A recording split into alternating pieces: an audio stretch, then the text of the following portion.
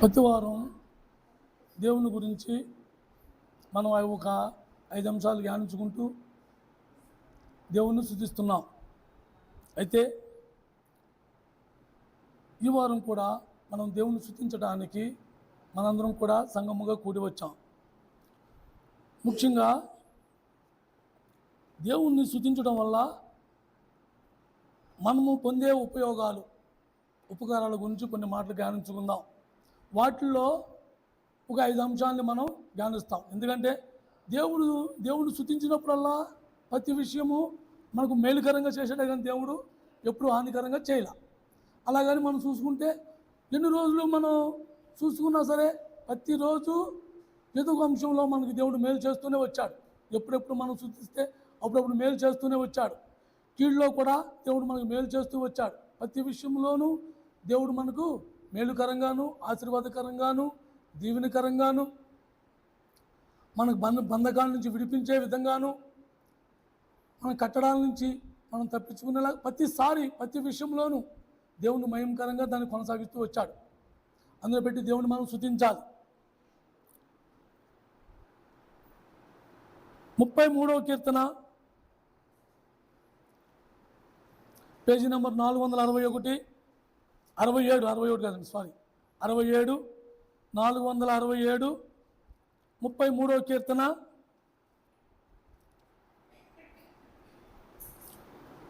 మొదటి వచనం. 33 మొదటి వచనం. నీతిమంతులారా యెహోవాను బట్టి ఆనందగానము చేయుడి, స్తుతి చేయుట యథార్థమంతులకు శోభస్కరము. శోభస్కరము అనే దానికి అర్థం ఆశీర్వాదం. దేవుడు ప్రతి విషయంలోనూ మనం ఎప్పుడెప్పుడు స్తుతిస్తే అప్పుడప్పుడల్లా మనకు అనేకమైన ఆశీర్వాదాలు మనం పొందుకున్నాం. అలాగే దేవుణ్ణి మనం ఎప్పుడూ స్తుతించాలి. ఒకరోజు కష్టం వచ్చినప్పుడు దేవుణ్ణి స్తుతించి మనం ఆనందంగా ఉన్నప్పుడు, సంతోషకరంగా ఉన్నప్పుడు దేవుణ్ణి విడిచిపెట్టాలని కాదు. మనం ఎప్పుడు దేవుణ్ణి స్తుతించాలి.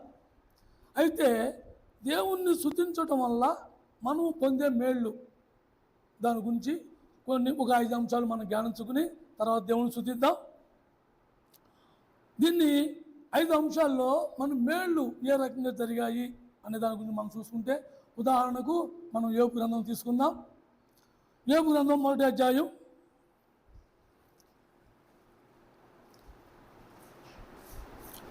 21వ వచనం. 21వ వచనం. యోబు గ్రంథం మొదటి అధ్యాయం 21వ వచనం, పేజీ నెంబర్ 421. చదవమ్మా. 21. నేను నా తల్లి గర్భంలో నుండి దిగంబరినై వచ్చి తిని, దిగంబరిని ఎక్కడికి వెళ్ళేదను, యెహోవా ఇచ్చను, యెహోవా తీసుకుపోయాను, యెహోవా నామముకు స్తుతి కలుగును గాక. ఎప్పుడు అంటున్నాడు యోబు? ఆశీర్వాదాలు వచ్చినప్పుడు అంటున్నాడా? నష్టపోయినప్పుడు అంటున్నాడా? కష్టకాలంలో పూర్తిగా నష్టపోయాడు, ఏమీ మిగల. కనీసం కన్నవారు కూడా లేరు, అందరినీ కోల్పోయాడు. కోల్పోయి దేవా నాకెందుకు అన్యాయం చేశావు, నిన్ను ఎప్పుడు నీకు అర్పణలు అర్పించేవాడిని కదా, నేను ఎంతో నమ్మకంగా నీ మందిరంలో ఉన్నాను కదా, నేను ఎంతో నమ్మకంగా నేను స్తుతించాను కదా, నాకే ఎందుకు అన్యాయం చేశావని దేవుణ్ణి అడగల. ఏమంటున్నాడు? నేను తల్లి గర్భములో దిగంబరిగా వచ్చి తిరిగి నేను అక్కడికే వెళ్ళేదను, యెహోవా ఇచ్చను, యెహోవాకే తీసుకున్నాడు, ఆయనకే స్తుతి కలుగును గాక. అంటే ఎవరైతే ఏమైతే ఇచ్చారో దాన్ని తీసుకునే అధికారం వాళ్ళకుంది. ముఖ్యంగా మనల్ని సృష్టించిన దేవుడు మనం తీసుకుపోయే అధికారం కూడా ఆయనకు ఉంది. మనల్ని సృష్టించిన దేవుడు మనకి సమస్తమును మనకు అనుకూలంగా సమకూర్చి ఇచ్చిన దేవుడు. అవసరమైతే తీసుకునే అధికారం కూడా ఆయనకే ఉంది. ఆయనకి అధికారం లేదా? సమస్తము మీద ఆయనకి అధికారం ఉంది. అరే నా ఎందుకు పోయినాయి, నేను ఎందుకు వదులుకోవాలి, నేను ఎందుకు విడిచిపెట్టుకోవాలి అనుకుంటాక లేదు. ఎందుకంటే దేవుడే మనకు అనుగ్రహించాడని. మనం తల్లి గర్భం నుంచి ఎలా వచ్చాము? ఆస్తిపాస్తులు మన పేరెంట్ రాసిన తర్వాత మనం భూమి మీదకి వచ్చామా? అలాగే మనం ఏమన్నా ఎండి బంగారాలు ఒంటి మీద తొడుక్కుని మనం ఏమన్నా భూమి మీదకి వచ్చామా? లేదే, దిగంబరులుగా వచ్చాం. మన దగ్గర ఏమీ లేదు. ఇది దిగంబరులుగా శరీరాకారంతో మనం భూమి మీదకి వచ్చాం. యోబు కూడా అదే అంటున్నాడు, నేను దిగంబరిగా వచ్చి తిరిగి నేను ఎక్కడి నుంచి వచ్చుతున్నాను అక్కడికే వెళ్తున్నాను, ఎక్కడికే వెళ్ళేదను అంటాడు. అలాగే మనం కూడా ఎప్పుడైనా సరే ఏదో ఒక రోజు ఈ భూమిని వదిలి మనం అక్కడ వెళ్ళవలసిన వాళ్ళమే. నాది ఇది పోయింది అది పోయిందని దుఃఖిస్తానికి లేదు. ఎప్పుడు కూడా మనకు నష్టం వచ్చినప్పుడైనా సరే, దేవా నువ్వే ఇచ్చావు తండ్రి, నువ్వే తీసుకున్నావు, ఇది నీకు మహిమ కలుగును గాక, నిన్ను స్తుతిస్తున్నాను ప్రభువా అనే స్థితిలో మనం ఉన్నప్పుడు అది దేవునికి ఆరాధన అవుతుంది. యోబు చేసింది ఎంతో గొప్ప ఆరాధన. కొన్ని ఆస్తులు పోనీయా, లేకపోతే వ్యాపారంలో నష్టం వచ్చిందా, లేకపోతే ఇంకోటి ఏమన్నా జరిగినాయా? అలా కాదు, మొత్తం సమస్తం ఏమీ లేకుండా మొత్తం ఊడ్చుకుపోయాక ఆఖరిని వచ్చిన వాడు ఏమంటున్నాడు, నీ కుటుంబం మొత్తం, నీ పిల్లలు, మగపిల్లలు ఆడపిల్లలు అందరూ కూడా చనిపోయారు. అది ఎంత దుఃఖకరమైన వార్త అండి. మనిషి ఎవరైనా మనిషి జన్మెత్తిన వాడు ఎవరైనా సరే తట్టుకోగలడా? అలాంటి సమయంలో కూడా యోబు ఏమంటున్నాడు, దేవా నువ్వే ఇచ్చావు, నువ్వే తీసుకున్నావు, నీకే స్తుతి కలుగును గాక.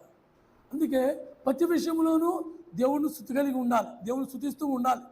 ఎప్పుడైతే మనం స్తుతిస్తూ దేవుని నామాన్ని మహిమపరుస్తూ మనం ఉంటామో, దేవుడు మనం దేన్నైతే మనం పోగొట్టుకున్నామో తిరిగి మళ్ళీ వాటిని మనం సమకూరుస్తాడు. మనం నమ్మి దేవుడి మీద ఆధారపడి దేవుని కోసం జీవిస్తూ మనం దేవుని ఎప్పుడు స్తుతిస్తూ ఉంటే మనం దేన్నైతే పోగొట్టుకున్నామో దానికి రెండింతలు తిరిగిస్తాడు. ఇది సత్యం. యోబు విషయంలో కూడా అదే జరిగింది.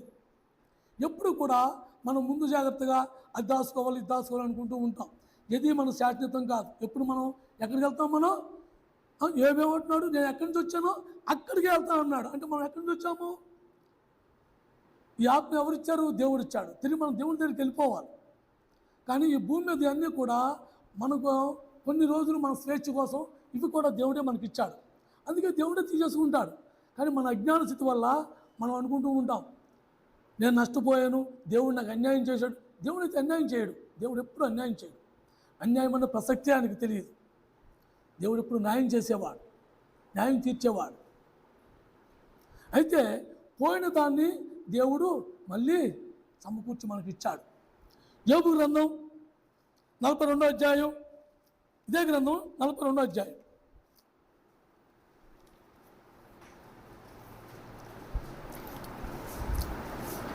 451 పేజీ నెంబరు, 42వ అధ్యాయం 10వ వచనం చదవమ్మా.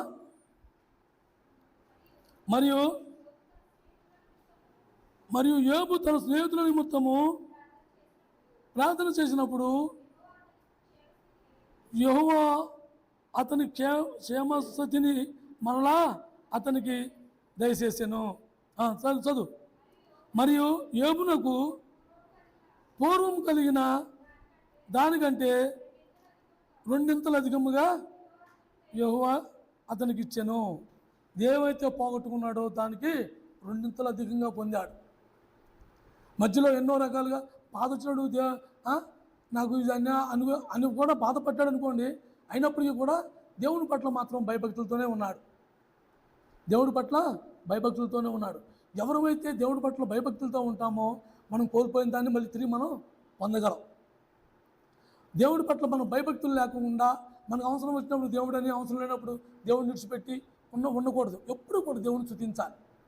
ప్రతి క్షణం ప్రతిసారి కష్టం వచ్చినా, నష్టం వచ్చినా, లాభం వచ్చినా, ఇబ్బంది వచ్చినా, ఇరుకొచ్చినా, ఏమొచ్చినా సరే దేవుణ్ణి స్తుతిస్తూ ఉండాలి. దేవుణ్ణి స్తుతిస్తూ వల్ల పొందిన మేలేంటి?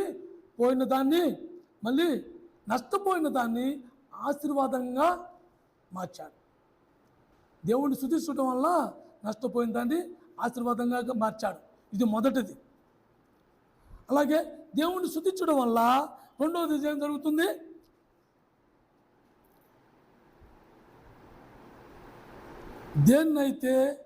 ఏదైతే కష్టడాల్లో, ఇబ్బందులు, ఇరుకుల్లో, సమస్యల్లో చిక్కుకుపోయి ఉంటామో ఆ బందికాణాల నుంచి కూడా దేవుడు మనల్ని విడిపిస్తాడు. పౌలు శీలలు కూడా అలాగే దేవుని సువార్త చెప్తూ వాళ్ళు బంధింపబడి వాళ్ళు చెరసాల్లో ఉన్నప్పుడు వాళ్ళు దేవుణ్ణి స్తుతించారు. దేవుణ్ణి గానాలతో పాటలు పాడుకుంటూ దేవుణ్ణి స్తుతిస్తూ ప్రార్థనలు చేస్తూ ఎంతో దేవునికి మహిమకరంగా ఉన్నారు. అపొస్తలుల కార్యములు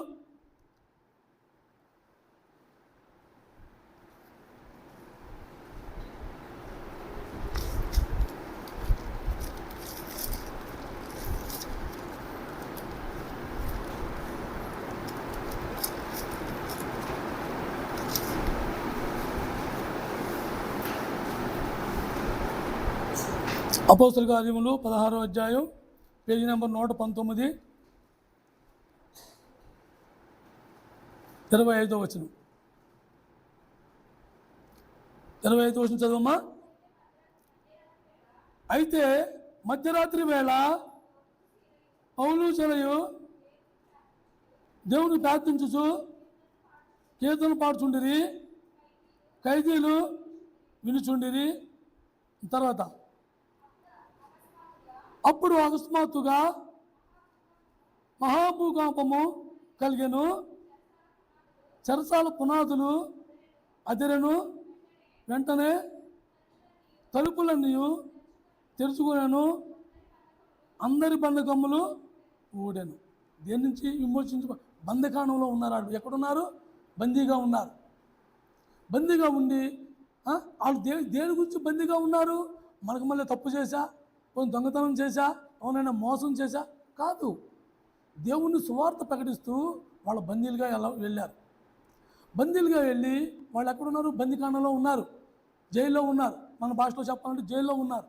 జైల్లో ఉన్నప్పుడు జైల్లో ఉండి ఇదేంటి ప్రభా నీ వాక్యం ప్రకటిస్తే మాకు ఇదేం కర్మ అని ఆడవలా.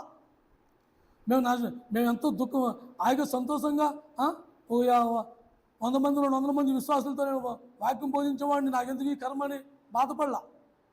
వాళ్ళు ఏం చేశారు? అక్కడ ఉండి పాటలు పాడుతున్నారు. పాటలు పాడి కీర్తనలు పాడుతూ చక్కగా దేవుడికి ప్రార్థన చేస్తూ ఉంటే ఏమొచ్చింది? భూకంపం. నీకు నాకు ఎన్నో సందర్భాల్లో అటువంటి బందీకాలంలో మనం బంధింపి ఉన్నప్పుడు దేవుని స్తుతింతేనే కదా మనం ఆ బందీ నుంచి విడిపింపబడ్డాము. మనం కూడా ఒకప్పుడు ఏదో ఒక బందీకాలంలో బంధింపబడి ఉన్నాం. మనకు మనంగా ఏ చింత లేకోకుండా, ఏ బాధ లేకోకుండా నేను దేవుడిని నమ్ముకుంటా, దేవుడి సన్నిధిలోకి వెళ్తాను మనం ఎవరు రాలా.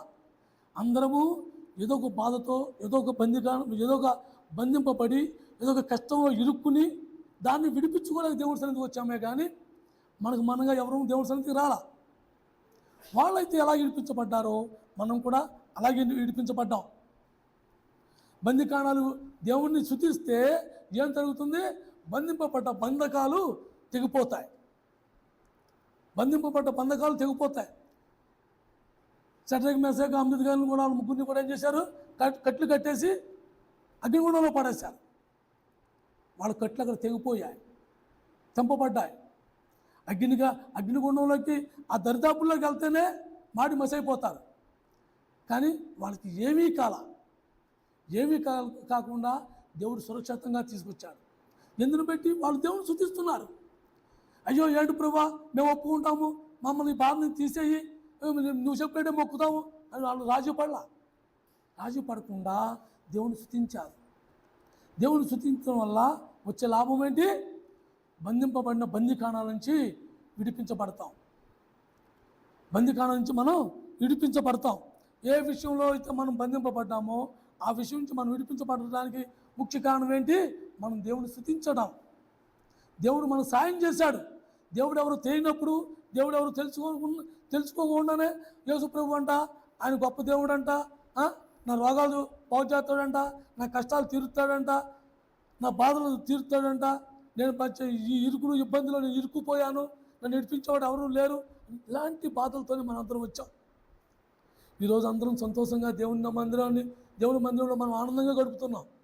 ఎవరిచ్చారు ఇది? దేవుడిచ్చాడు. దేవుడు మనం స్తుతించాం. ఓ దేవా మాకు నువ్వు తప్ప వేరకు దిక్కులేదని మనం ఏడ్చాం. అలాగే పౌలు శీలను ఎలా అయితే ఆ బందికాడ నుంచి విడిపించాడో మనల్ని కూడా అలా విడిపించాడు. బందికాడ నుంచి వాళ్ళని విడిపించి ఆ భూకంపం వచ్చినప్పుడు ఆ శరీరాలు పునాదులు కదిలిపోయాయి.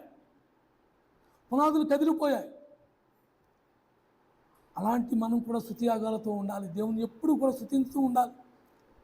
ఏదో నాకు జ్ఞాపకం వచ్చినప్పుడు దేవుని స్తుతిస్తాను, ఇవాళ ఆదివారం మందిరానికి వస్తాను దేవుని స్తుతిస్తాను అనుకునేది కాదు. నాకు ఎప్పుడు అవసరం, ఎప్పుడు నాకు అందుబాటులో దేవుడి వాక్యం ఉందో అప్పుడప్పుడల్లా నేను దేవుని స్తుతిస్తూ ఉండాలి, దేవుని మహిమపరుస్తూ ఉండాలి. ప్రతిసారి ప్రతిరోజు దేవుని సన్నిధిలో గడపడానికి, దేవునితో సహవాసంలో గడపడానికి, దేవుని స్తుతించడానికి ఆశపడుతూ ఉండాలి. వాళ్ళు కూడా ఆ శివలు పౌలు శీలలో కూడా అలాగే దేవునితో గడిపారు. వాళ్ళు దేవుడితో గడిపినంత మాత్రాన వాళ్ళకి బందికాలాలు రావని కానీ కష్టం రాదని కాదు. ప్రతి సమస్య వస్తూ ఉంటుంది. ప్రతి సమస్యకు దేవుడు పరిష్కారం చేస్తూ ఉంటాడు. మళ్ళీ బందికాల నుంచి విడిపిస్తూ ఉంటాడు. నన్ను కూడా అలాగే విడిపించాడు. అందులో పెట్టి దేవుణ్ణి మనం స్తుతించిన అందువల్లే మనల్ని విడిపించాడు. ఇంకా ఏమన్నా బందికాణాలు ఉంటే వాటి నుంచి కూడా మనం తప్పించుకోవడానికి దేవుని ఎప్పుడు కూడా స్తుతిస్తూ ఉండాలి. అలాగే ఇది రెండవది. మొదటిగా దేవుడు ఏం చేశాడు? కోల్పోయిన దాన్ని తిరిగి కష్టాన్ని నష్టాన్ని తిరిగి ఆశీర్వాదకరంగా మార్చాడు. రెండవదిగా మనం బంధింపబడిన బందికాల నుంచి విమోచించాడు. మూడవదిగా ప్రాకారములు అంటే ఎత్తైన కోట. ఆ కోటను జయించాలి. మనం ఎక్కలేం, మనం దాన్ని జయించలేం.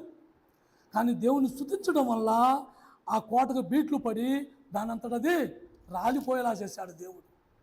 వాళ్ళు చేసిన కేకలు, వాళ్ళు చేసిన అరుపులు, వాళ్ళు స్తుతించిన భాగంలో అది అనేకమైన సందర్భాలు ఉన్నాయి.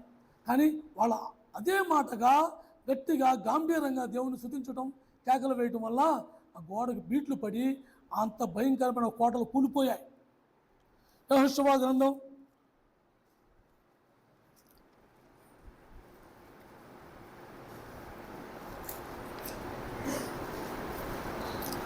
6వ అధ్యాయం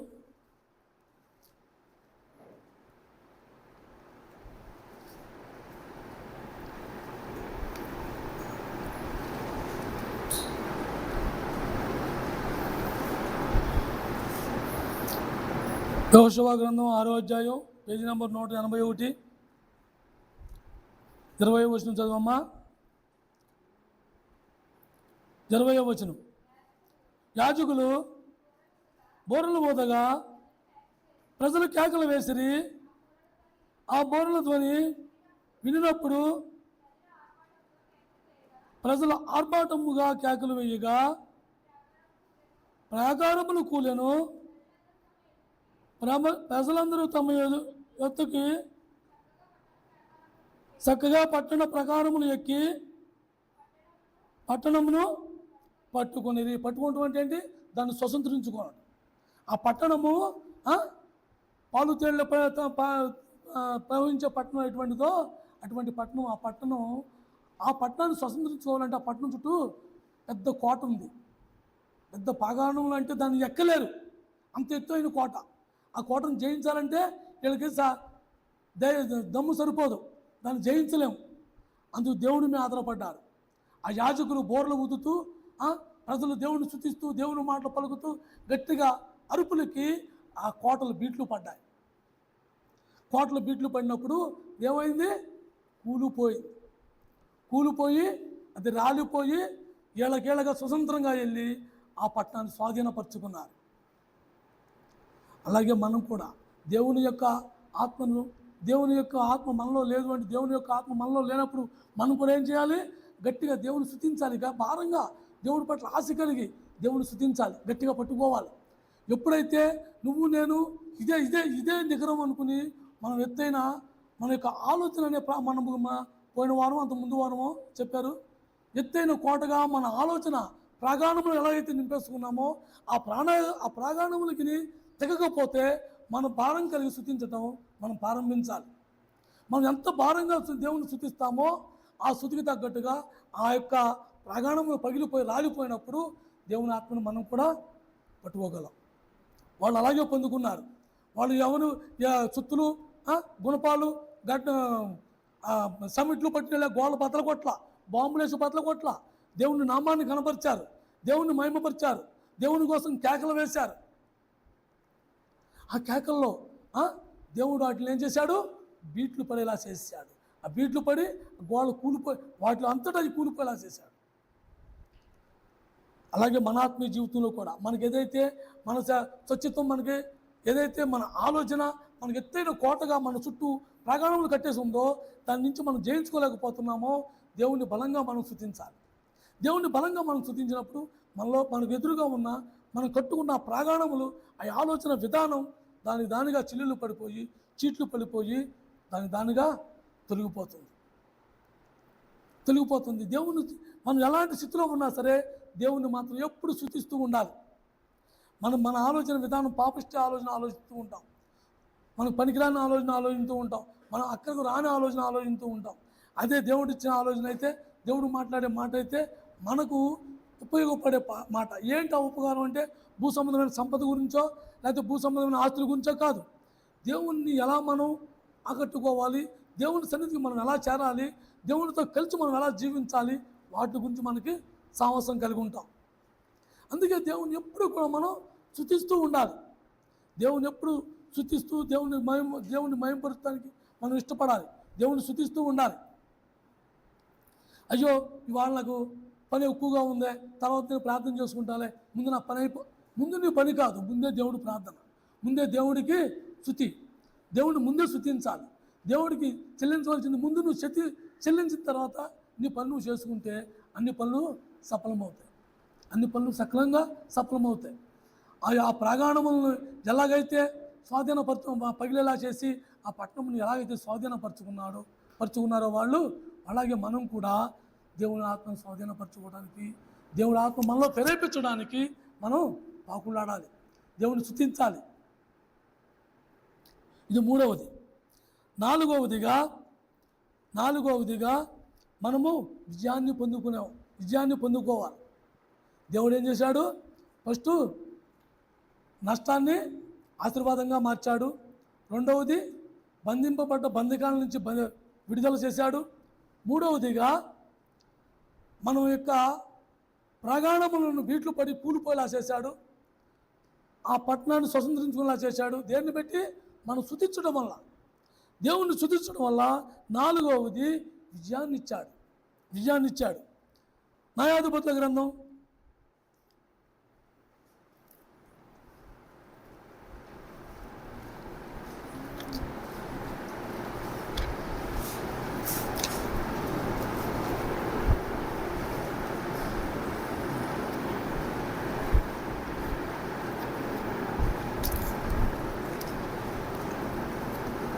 7వ అధ్యాయం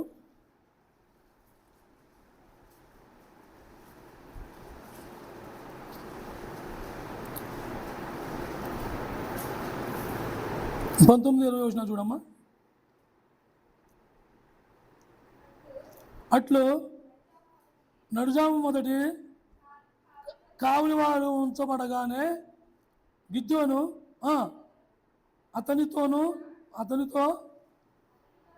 అతనితోనున్న 100 మంది దండుపాలను కొట్టుకొని పోయి బోరుల ఊది తన చేతిలోనున్న కుండలను పగలగొట్టిరి. అట్లా 3 గుంపుల వారు బోరులు ఊదుచు ఆ కుండలను పగలగొట్టి ఎడమ చేతులతో దీటిలను, కుడి చేతిలో ఊదుటకు బోరులను పట్టుకొని యెహోవా ఖడ్గము, గిద్యోను ఖడ్గము అని కేకలు వేసిరి. ఎవరు ఏమని కేకలు వేశారు? యెహోవా ఖడ్గము, గిద్యోని ఖడ్గము. వాళ్ళు ఏం పగలు కొట్టారు? వాళ్ళకి విజయం ఎలా వచ్చింది? వాళ్ళు ఏం పగలు కొట్టారు? వాళ్ళ దగ్గర సైన్యము లేదు. వాళ్ళ సైన్యము లేకపోతే వాళ్ళ చుట్టూ సైన్యం ఆక్రమించే ఉన్నప్పుడు ఆ సైన్యాన్ని బెదరగొట్టడానికి ఆ యాజకుడు వాళ్ళకి ఒక మంచి దేవుణ్ణి అడిగి ఒక మంచి సలహా ఇచ్చాడు. దేవుని ప్రార్థించి దేవుణ్ణి స్తుతించి ఆ యాజకుడు సలహా ఇచ్చాడు. మీరు జీటీలు పట్టుకుని, కుండలు పట్టుకుని, బోర్లు ఊత్తూ వాళ్ళ చుట్టూ, ఆ దండుల చుట్టూ మీరు వెడంగా ఉండి ఆ దండు చుట్టూ నిలబడి మీరు కేకలు వేయండి గట్టిగా అని ఒక్కసారిగా ఆ దీటిలో కుండలు బదలు కొట్టేటప్పటికి ఆ భయంకరమైన శబ్దంగా వాళ్ళకి వినిపించి వాళ్ళు ఎక్కడో పారిపోయారు. మన వాళ్ళు చూడండి, ఏ చెగట్లన్నా వాళ్ళతో వెళ్తుంటే ఓ నుప్పేదైనా గప్పుకుని ఏమి శబ్దం లేకుండా ఇలా ఎగిరి పడేటప్పటికి అయ్యి బాబోయ్ దెయ్యం వచ్చింది ఎలా పారిపోతామో, వాళ్ళు కూడా అయ్యి బాబోయ్ ఏదో జరిగిపోతుందనే భయంతో ఆందోళనతో సైన్యం అంతా కూడా పారిపోయారు. వెనక్కి తిరిగి చూడకుండా పరుగులు ఒకటి తర్వాత. వాళ్ళు యుద్ధం చేశారా? ఎవరితో యుద్ధం చేయలా. కత్తులు చూసారా? కత్తులు తీయలా. ఎవరిని సంపలా. దేవుడు చేసే కార్యాలు ఎలా ఉంటాయంటే మన పాత్ర ఏమీ లేకోకుండానే దేవుడి మీద ఆధారపడి దేవుడిని స్తుతించి మనం వెళ్ళి ఆ బరిలో అక్కడ నుంచుంటే దానికి ఎడంగా దేవుడు చెప్పినప్పుడు సమయంలో, మనం నచ్చిన సమయంలో కాదు, దేవుడు చెప్పిన సమయంలో దేవుడు చెప్పినట్టుగా మనం చేస్తే ఆ విజయం మనం పొందుతాం. వాళ్ళు అలాగే పొందారు. వాళ్ళు ఏ విషయంలో దేవుడు ఏవైతే చెప్పాడో ఆ ప్రకారంగా చేసి వాళ్ళు వెళ్ళి అక్కడ నుంచుని ఆ ప్రకారంగా ఆ విజయాన్ని పొందారు. మనం జీవితంలో కూడా అనేక సందర్భాల్లో అటువంటి మనకు కూడా ఎదురయ్యి మనం ఓడిపోయిన స్థితిలో ఉన్నప్పుడు, మనం ఆత్మీయ జీవితంలో ఎదగలేక ఓడిపోయి అనేక మందితో మనం అవమానాలు పడినప్పుడు మనం బాధపడ్డామే. కానీ ఎప్పుడైనా ఓ ప్రభా ఇది నువ్వు అనుమతిచ్చావా తండ్రి, నీకు నిండా వందనాలు, దేవా నీకే స్తుతి కలుగును గాక, అవును నాలో ఈ లోపం ఉంది, నాలో ఈ పాపం ఉంది, నాలో ఈ ద్వేషం ఉంది అని మనం దేవుణ్ణి అడుగున్నప్పుడు, మనం ఎప్పుడెప్పుడు మనం అడిగామో అప్పుడప్పుడల్లా మనం విజయం పొందాం. ఎప్పుడెప్పుడు మనం గర్వించామో అప్పుడప్పుడల్లా కోల్పోయాం. ప్రతి విషయంలో దేవుని స్తుతించడం చాలా ముఖ్యం. మనం ఎలా ఉన్నా సరే దేవుని స్తుతించడం అనేది చాలా ఇంపార్టెంట్. అలాగే వాళ్ళు అలాగే స్తుతించారు. దేవుడు ఆ యాజకుడు ఏమైతే చెప్పాడో దానికి లోబడ్డారు. యాజకుడు ఏమైతే వాళ్ళతో పలికించాడో దానికి ఇష్టపడ్డారు. యాజకుడు ఏమైతే చేయమన్నాడో అది చేశారు. వాళ్ళు జయించారు. అలాగే మనం కూడా మనకు పెద్దలు ఉన్నారు, సావుకులు ఉన్నాడు, సావుకురాలు ఉంది. మనం ఎప్పుడెప్పుడు మనకి ఇబ్బందిగా ఉందో, ఎప్పుడెప్పుడు మనం నష్టపోతున్నామో మనతో వాళ్ళతో సంప్రదించుకుని మమ్మల్ని ఏం చేయమంటావు, ఇదో ఈ ఆత్మీయ జీవితంలో నేను ఎదగలేకపోతున్నాను, ఇది నాకు అడ్డంగా ఉంది, ఇక్కడ నేను ఇబ్బంది పడుతున్నాను అని మనం కూడా సంప్రదించుకుని ఆ ప్రకారంగా దేవుని స్తుతించినప్పుడల్లా మనం కూడా విజయాన్ని పొందుతూ ఉంటాం. ప్రతిసారి మన విజయోత్సవంతో దేవుడు నిన్ను నన్ను ఊరేగిస్తున్నా అన్నాడు. విజయోత్సవంతో ఊరేగుతున్నా అన్న దేవుడు మనకు ఉన్నప్పుడు మనం విజయాన్ని ఎందుకు కోల్పోతున్నాము అంటే మన నిర్లక్ష్యం, మన స్వచ్ఛతం, మన యొక్క ఆలోచన. ఇందాక మనం చెప్పినట్టుగా ఆ ఆలోచన ప్రాణం ఎప్పుడైతే పగిలిందో మనలో ఏమవుతుంది, సాటి వ్యక్తితో మనం సంప్రదించాలి. మనకన్నా పెద్దవాళ్ళు ఉన్నారు, మనకన్నా ముందున్న వారు ఉన్నారు, వాళ్ళతో మనం ఆలోచన చేయాలి, వాళ్ళతో మనం సంప్రదించాలి. నేను ఈ విషయంలో నేను తప్పుపోతున్నాను, ఈ విషయంలో నేను జయించలేకపోతున్నాను. అలాగే జయించారు. ఆ యాజకుడు చెప్పినట్టుగా ఆ దేవుని మాటకు లోబడ్డారు. యాజకుడు ఏం చేయమన్నాడో అది చేసి వాళ్ళు విజయాన్ని పొందారు.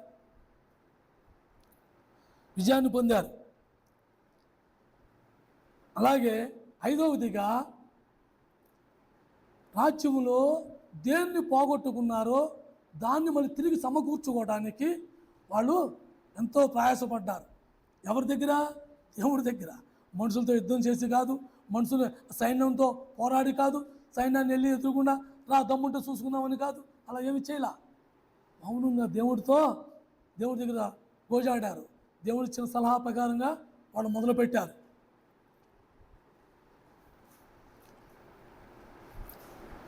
రెండవ దినవృత్తాంతాల గ్రంథం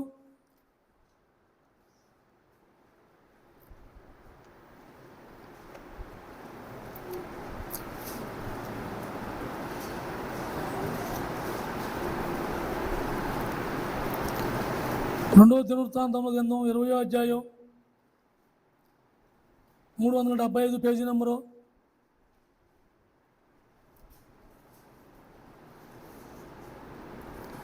పేజీ నెంబర్ 375, 22వ వచనం చదవనమ్మా. వారు పాటలు పాడుకుని స్తుతించుటకును మొదలు పెట్టగా యెహోవా యూదావారి మీదకి వచ్చిన ఆ మోయానీయుల మీదను, అమ్మోనీయుల మీదను, మోయాబీయుల మీదను, చదవండి,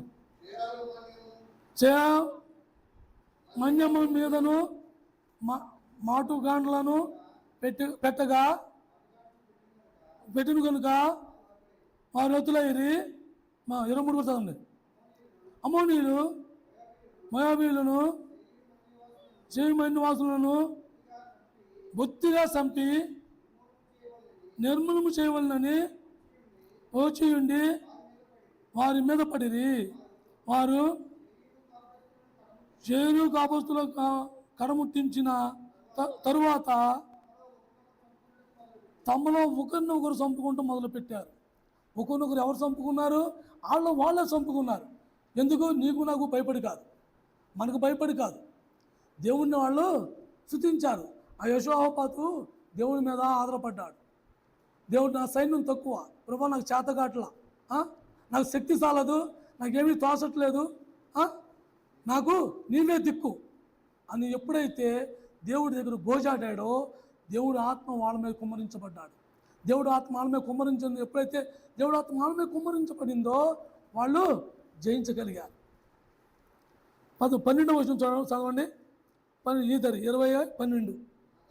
మా దేవా, నీ వారికి తీర్పు తీర్చవా? మా మీదకు వచ్చిన ఈ గొప్ప సైన్యముతో యుద్ధము చేయుటకు మాకు శక్తి చాలదు. ఏమి చేయుటకును మాకు తోసదు. నీవే మాకు దిక్కు అని ప్రార్థన చేశాడు. ఆ సైన్యాన్ని చూసి నాకు సైన్యం ఉన్నారని గంతులు వేసుకుంటూ, గుర్రాలు వేసుకుంటూ, పరుగులెడుతూ, కత్తులు నూరుకుంటూ ఎలా దేవుడి దగ్గర కూర్చున్నాడు. ప్రభా, నాకు ధైర్యం చాలటల్లా, నాకు శక్తి చాలటల్లా, నాకు వేరే దిక్కు లేదు, నాకు నీవే దిక్కు అని దేవుడి దగ్గర గోజాడాడు, ప్రార్థించాడు, దేవుడిని బతిమాలుకున్నాడు. అలాగే మనం కూడా ఈ లోకంలో జయించలేనప్పుడు, ఈ లోకంలో ఓడిపోయే స్థితిలో మనం ఉన్నప్పుడు, దేవా నాకు శక్తి చాలటల్లా, తండ్రి నాకు దిక్కు తోచట్లా, నాకు నీవే దిక్కు, లేకపోతే నేను నీ ఆత్మీయ జీవితంలో నేను జీవించలేను, నేను ఎదగలేను, నేను విజయాన్ని పొందలేను, నేను దేన్నైతే పోగొట్టుకున్నానో దాన్ని నేను స్వతంత్రించుకోలేను.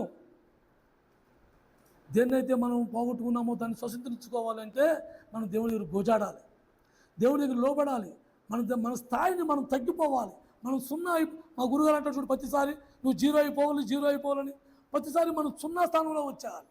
నాకేమీ తెలియదు, ఏమీ చేత కాదు, నా వల్ల కాదు ప్రభా అని మనం ఎప్పుడైతే దేవుడి దగ్గర గోజాడతామో దేవుడి పని దేవుడి చేత మొదలు పెడతాడు. వాళ్ళకి అలాగే చేశాడు. 17వ వచనం కూడా చదువమ్మా. 17వ వచనం. ఈ యుద్ధంలో మీరు పోట్లాడవలసిన నిమిత్తము లేదు.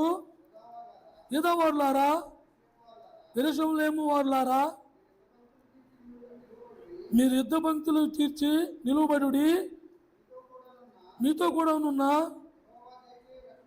యెహోవా దేశ రక్షణను మీరు చూచెదరు.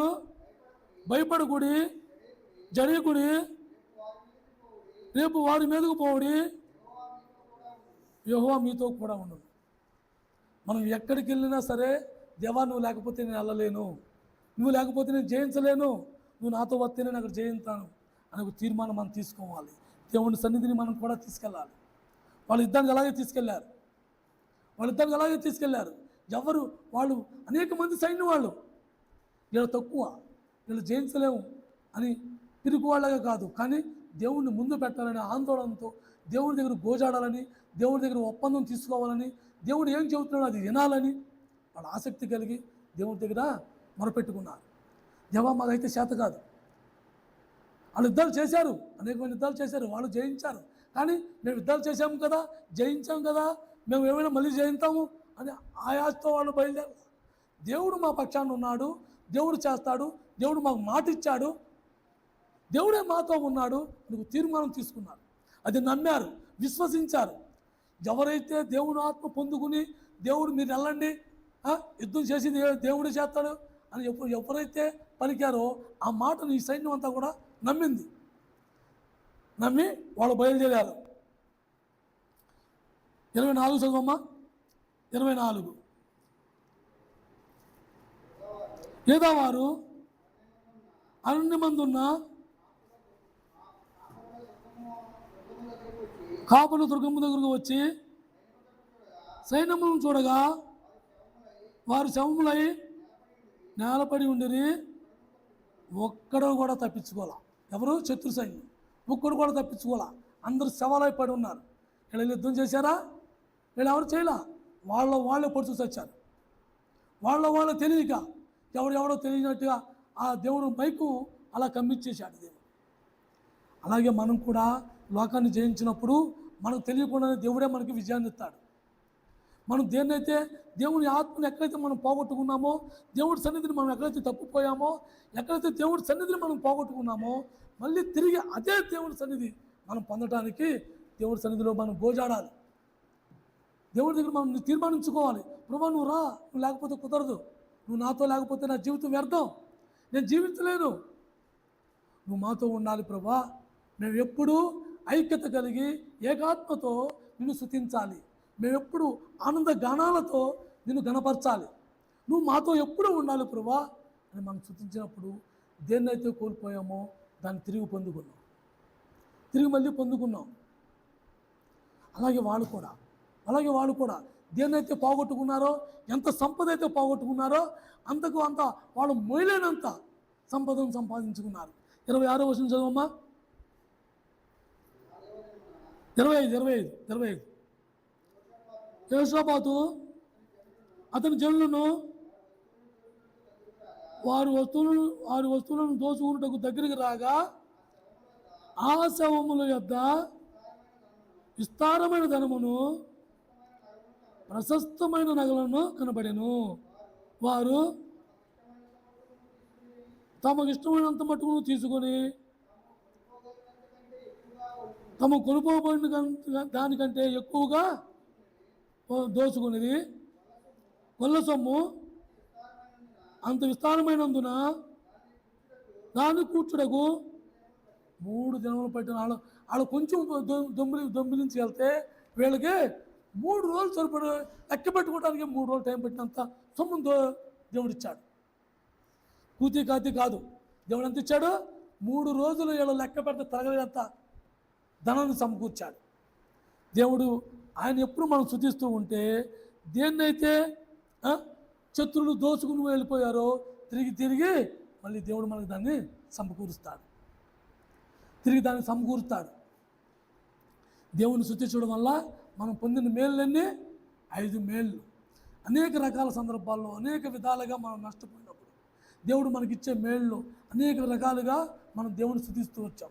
అనేక రకాలుగా అనేక సందర్భాల్లో మనం ఓడిపోయిన స్థితిలో ఉన్నప్పుడు దేవుడు మనకు మేలుకరంగా చేశాడు.